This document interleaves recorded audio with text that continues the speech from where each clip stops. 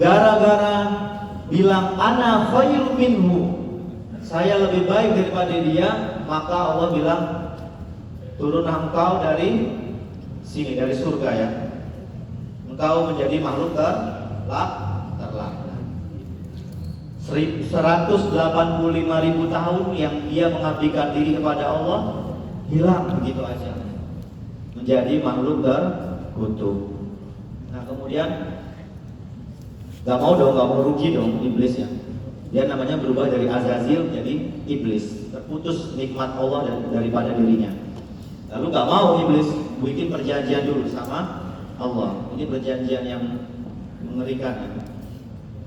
Dalam surat Al-Hijr ayat 39 sampai 40, qala, yang berkata iblis, qala rabbi bima aghwaytani la uzayyinanna lahum fil ardi wa la ughwiyanna hum ajma'in illa ibadika minhumul mukhlisin. Ya.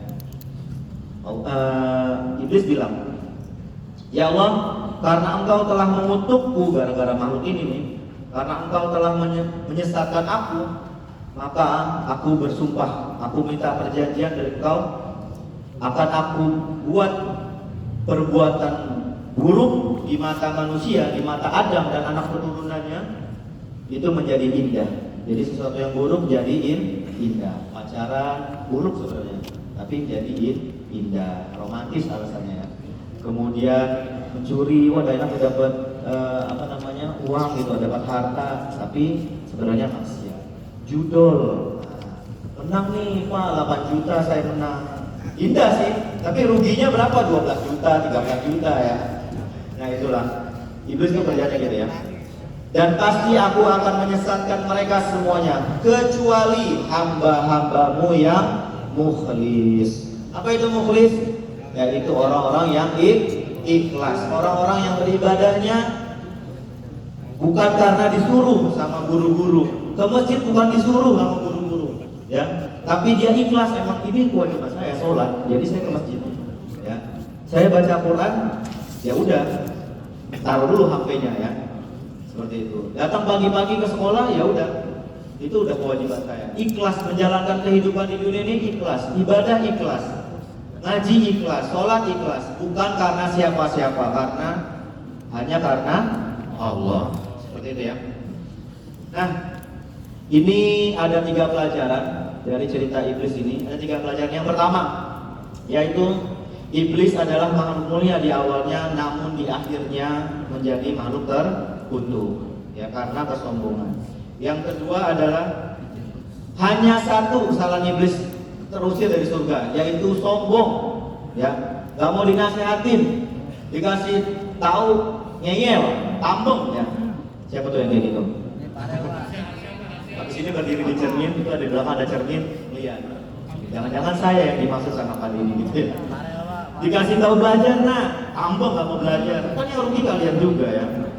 Gara-gara kesombongan ini, satu aja kesalahannya terus saja sudah. Nah kita dosanya berapa nah? Termasuk saya ya, dosa saya berapa?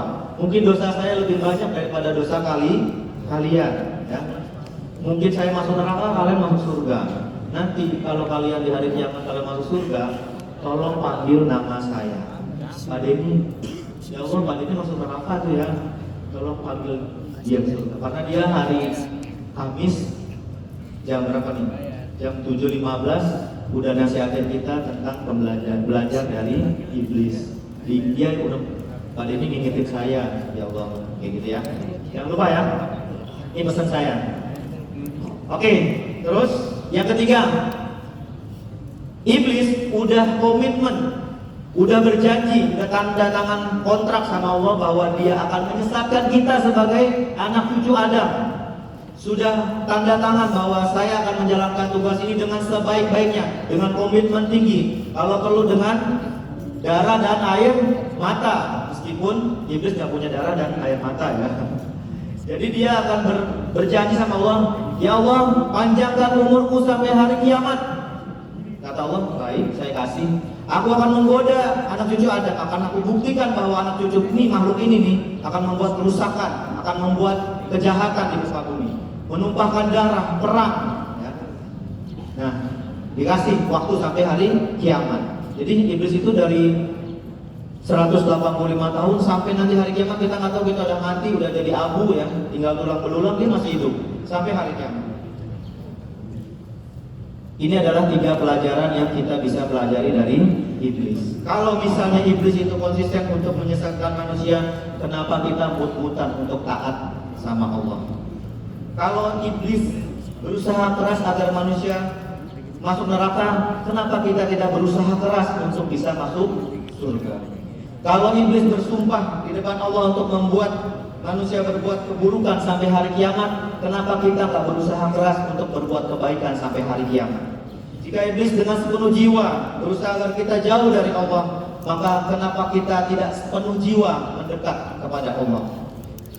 Kalau kita menyerah kepada tipu daya iblis, ya, apalagi yang akan kita pertanggungjawabkan di hadapan Allah. Nauzubillah min dzalik. Baik anak-anakku, sebelum saya tutup tausiah pada hari ini ya, ini saya punya pesan. Jadi dikasih sama Allah, dikasih di-spill dulu sama Allah ya. Dikasih tahu dulu. Di hari kiamat nanti, ketika hari kiamat sudah terjadi, orang sudah masuk surga, sudah masuk neraka, sudah masuk semuanya dalam janji-janji Allah. Dan semua yang masuk neraka dikumpulkan sama Allah, dikumpulkan sama Allah, sama malaikat jin, sama malaikat Zabaniyah. Kemudian iblis dikasih kesempatan untuk ceramah. Bayangin ceramahnya kayak gini, kalian kumpul di neraka.